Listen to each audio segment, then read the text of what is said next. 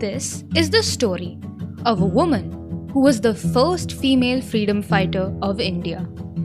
She was the fearless queen of Ullal. Her unwavering courage and her strategies are pure brilliance.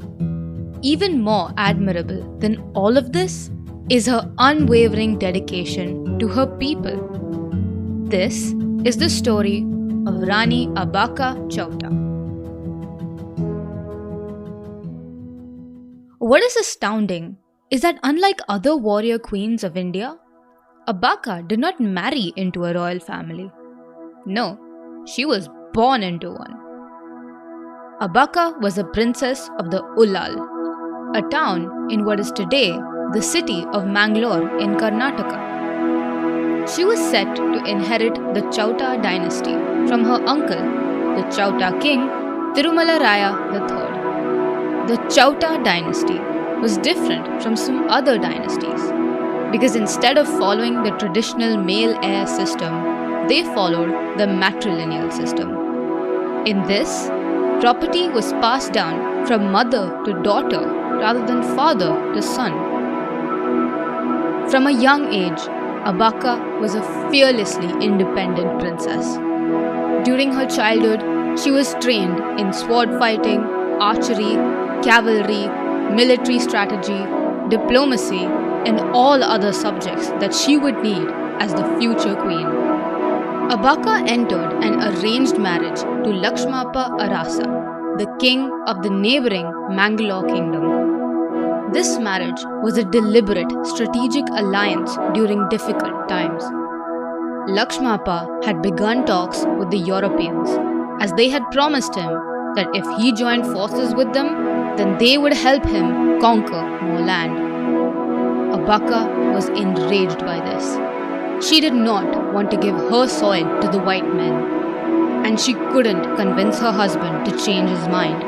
And so, Abbaka returned home to Ullal, and in 1544, Abbaka succeeded her uncle to become the first female monarch of Ullal. In the early 16th century, India was experiencing an economic boom. They were at the center of the global spice trade, which had made India the richest country in the world, and the Europeans wanted an in on it. The Portuguese were just one empire looking to establish their rule in India. First, they colonized Goa, and then they turned their attention southwards along the coast. They attacked the South Kanara coast in 1525 and destroyed the Mangalore port. But their greed and ambition did not stop there. Rani Abbaka's Ullal port was strategically important as it served as a huge gateway for the spice trade to Arabia and other countries in the west. Thus, the Portuguese, Dutch, and the British fought with one another for control of the region as well as the trade routes. But by this time, Abbaka was already crowned queen. Though she was a Jain by faith, Abbaka's administration was well represented by Hindus and Muslims. This made her well liked among other kingdoms and helped her forge alliances with the kingdom of Calicut and other rulers in South India. Together, they kept the Portuguese at bay. Her marital ties with the neighboring Banga dynasty added further strength to the alliance of the local rulers. However, this only fueled the Portuguese's want for capturing her territory. But as they would soon realize, Rani Abbaka was not a queen to be messed with. The first battle between Abbaka and the Portuguese took place in the year 1568, and it did not end well for the Europeans. The Portuguese fleet was defeated and were forced to enter an uneasy truce with Abbaka. 2 years later, they tried once again. This time, they attacked with a larger force and were able to ransack the settlement at Ullal to some extent. But Rani Abbaka's masterful battle tactics and diplomatic strategy pushed them back once again. But during the next battle, the Portuguese army attacked Ullal and managed to capture the royal palace.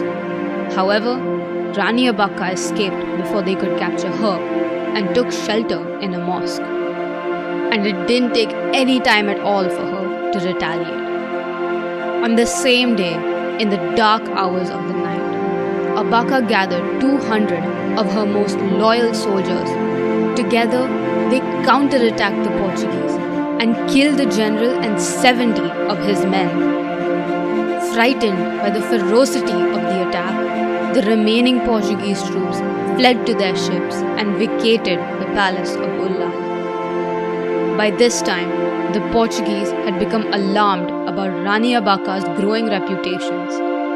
Her brave actions were inspiring other rulers to retaliate against the foreign invasions. But when repeated frontal attacks didn't work, they resorted to treachery. The Portuguese had already formed an alliance with Abaka's estranged husband, the Bangaraja of Mangalore. Nevertheless, Rani Abaka persisted in rejecting these judgments with derision and disdain. In 1581, 3,000 Portuguese troops, supported by an armada of battleships, attacked Ullal in a surprise pre-dawn attack. Rani Abaka at the time was returning from her daily prayers in her family temple. She was caught off guard. She and her army were stunned and unprepared. But nevertheless, she immediately mounted her horse, led her army from the front, and rode into battle. And as she ran, she cried, "Save the motherland! Fight them on land and the sea! Fight them on the streets and the beaches! Push them back to the waters!" Legends claim that Abaka used the Agnivana, or fire arrow, in her fight against the Portuguese, and that 2 of her valiant daughters also fought alongside her in her wars against injustice. That night, many of the ships in the Portuguese armada burnt down. Rani Abaka herself was wounded in the crossfire. She valiantly fought till her very last breath. But alas, in her tired and wounded state, Abaka was captured by the enemy with the help of a few bribed chieftains. She rebelled right till the very end, and the fearless queen breathed her last breath in captivity. Rani Abaka Chauta's story is a shining example of courage, dedication, and leadership. Her unyielding resistance against colonial forces, strategic brilliance in warfare, and commitment to her people's freedom makes her a fiery trailblazer in history.